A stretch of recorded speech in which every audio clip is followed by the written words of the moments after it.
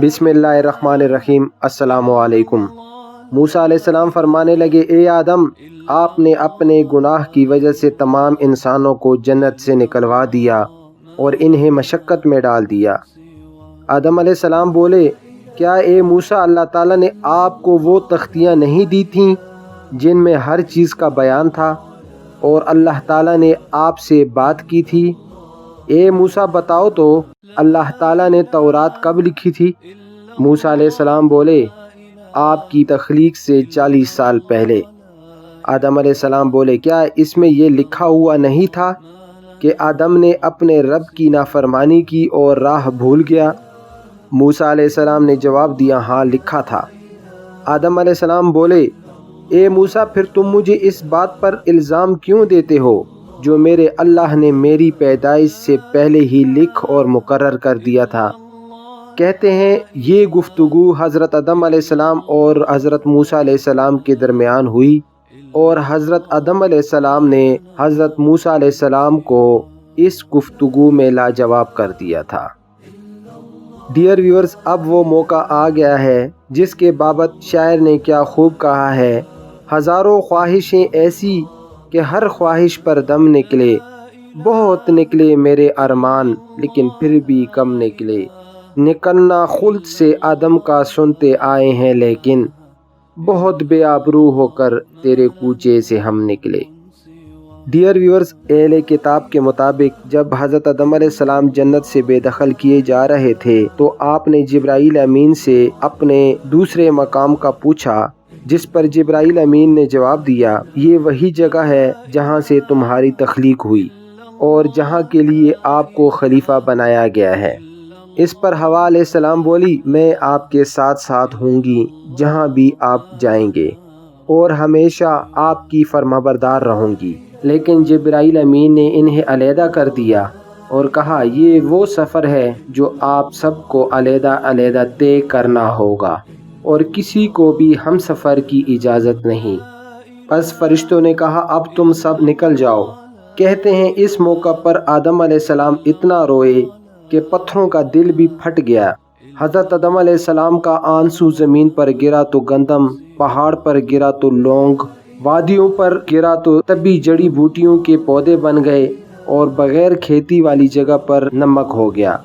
ये वो आंसू थे जो अल्लाह के खौफ से निकले थे।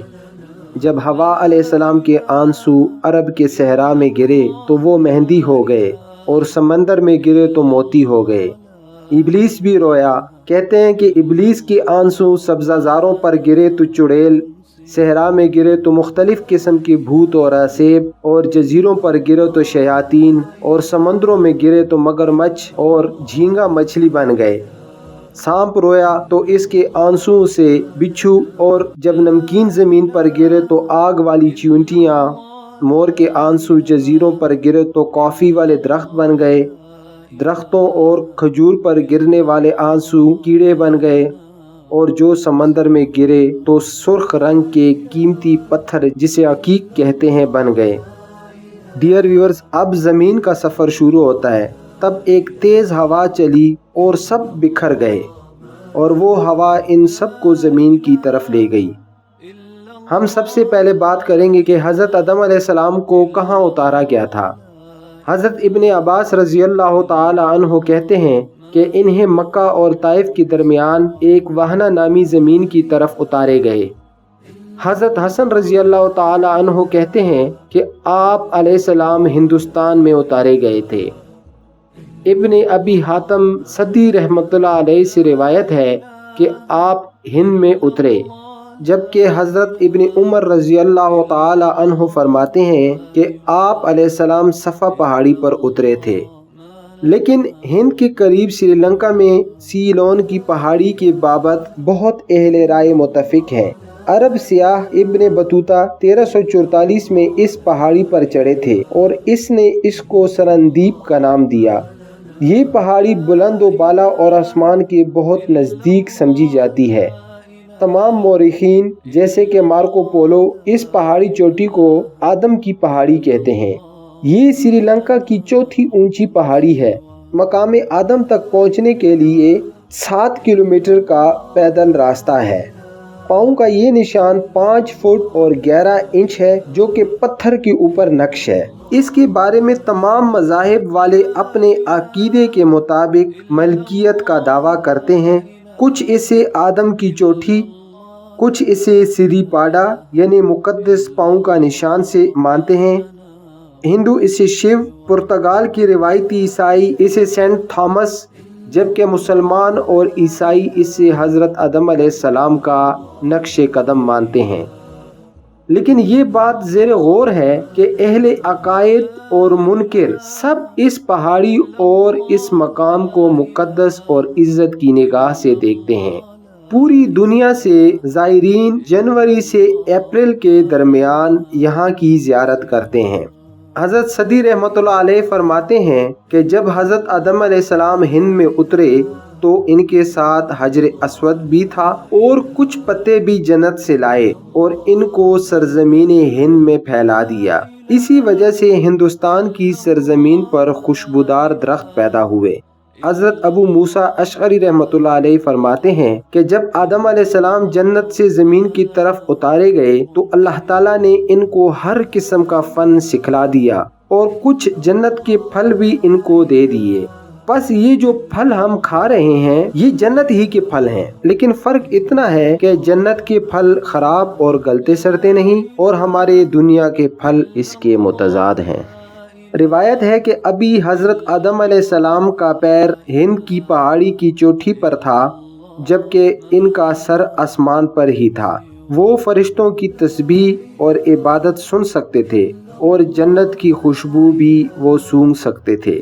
اس لیے اللہ تعالیٰ نے جبرائیل فرشتے کو بھیجا جس نے آدم علیہ السلام کے سر پر ہاتھ رکھا اور نیچے کو دبایا، جس سے وہ اتنے چھوٹے ہو گئے کہ وہ نہ تو فرشتوں کی تسبیح اور عبادت سن سکتے تھے اور نہ جنت کی خوشبو ان تک پہنچ پا رہی تھی۔ کہتے ہیں کہ اس پر حضرت آدم علیہ السلام بہت زیادہ غمگین ہو گئے۔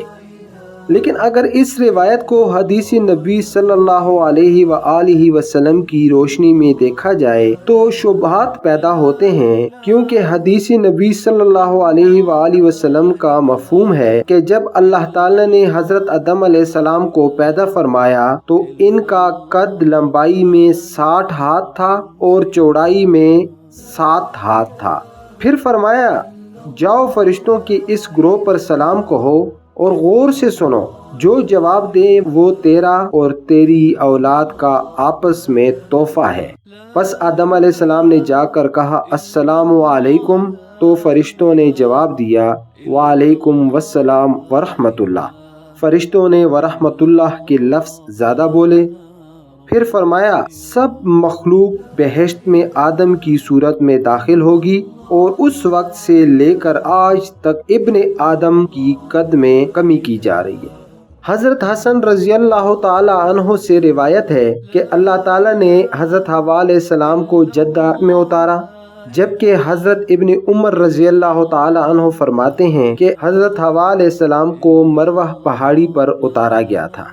لیکن مورخین اس بات پر متفق ہیں کہ حضرت حوا علیہ السلام کو جدہ میں اتارا گیا تھا۔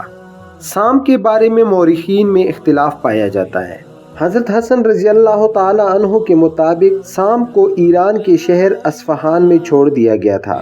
بعض مورخین کے مطابق اسے فلسطین کے نزدیک بسیان میں اتارا گیا تھا، جبکہ ابلیس کے بارے میں مورخین لکھتے ہیں کہ چونکہ ابلیس لطیف جسم کا حامل تھا اس لیے اس کی جگہ کا کوئی تعین نہیں۔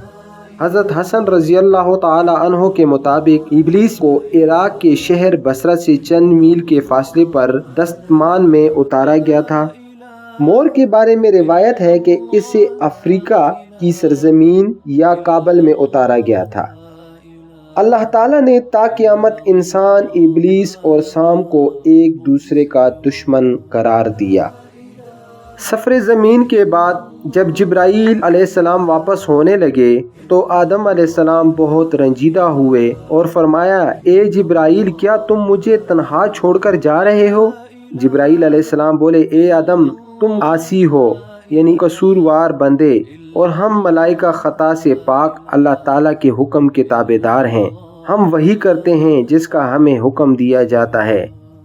یہ کہہ کر جبرائیل علیہ السلام نظروں سے غائب ہو گئے اور حضرت آدم علیہ السلام کا غم مزید بڑھ گیا اور زمین سے مٹھیاں بھر بھر کر ریت اٹھاتے اور اپنے منہ پر ملتے اور کہتے، یا الہی، تیرے فرشتے جبرائیل نے بھی مجھے تنہا چھوڑ دیا، تو مجھے ضائع مت کرنا۔ اہل کتاب کی روایت کے مطابق آپ کوہ سرندیب کی سرزمین پر منہ رکھے 300 سال تک روتے رہے اور آپ علیہ السلام کی آنکھوں سے نکلے ہوئے آنسو سے کوہ سرندیب پر چشمے جاری ہو گئے۔ کہا جاتا ہے کہ وہ چشمے ایسے رواں اور گہرے تھے کہ ان میں کشتی چل سکتی تھی۔ یہ بھی روایت ہے کہ آدم علیہ السلام کو اتنا رنج اور افسوس تھا کہ زانوں پر ہاتھ مارتے مارتے ہتھیلیوں اور زانوں کا گوشت ختم ہو گیا اور صرف ہڈیاں ہی باقی رہ گئی تھیں۔ لیکن یہ روایت صحیح نہیں ہے، کیونکہ حضرت آدم علیہ السلام اور حضرت حوا علیہ السلام ایک دوسرے سے 100 سال تک جدا رہے اور 100 سال کے بعد آپ دونوں کی ملاقات مکہ کی سرزمین میں ہوئی، جس کے بارے میں ہم انشاءاللہ آگے بتائیں گے۔ 200 سال تک اللہ تعالیٰ کی قربت سے دوری اور نعمتوں کے زائل ہونے پر روتے رہے اور 300 سال میں ایک مرتبہ بھی ندامت کی وجہ سے آسمان کی طرف نظر نہ اٹھائی تھی۔ اور یہ روایت بھی ہے کہ آپ نے 40 سال تک نہ کچھ کھایا تھا اور نہ کچھ پیا تھا۔ مورخین لکھتے ہیں کہ حضرت آدم علیہ السلام اتنا روئے تھے کہ پرندے حضرت آدم علیہ السلام کی آنکھوں سے نکلنے والے آنسوؤں کو پیتے اور آپس میں کہتے کہ اس سے بہتر میٹھا پانی آج تک نہیں پیا تھا۔ چونکہ آدم علیہ السلام پرندوں کی زبان سے واقف تھے، لہٰذا ان کی گفتگو سن کر بارگاہ الہی میں عرض کی، الہی، اب تو یہ پرندے بھی میری حالت پر افسوس کرتے ہیں۔ اللہ تعالیٰ نے فرمایا، اے آدم، مجھے اپنی عزت و جلال کی قسم، میں نے کسی پانی میں اتنی لذت نہیں رکھی جتنی لذت میں نے گناہگار کے آنسوؤں میں رکھی۔ گناہگار کے آنکھ کا پانی تمام پانیوں پر بہترین تخلیق کیا ہے۔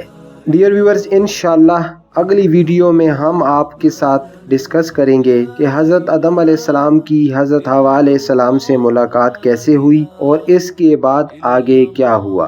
اگر آپ کو ہماری ویڈیو پسند آئے تو ویڈیو کو لائک کریں، شیئر کریں اور چینل کو سبسکرائب کرنا مت بھولیے۔ بیل کے آئیکن کو دبائیں تاکہ آپ کے پاس ہماری اچھی ویڈیو آتی رہیں۔ شکریہ۔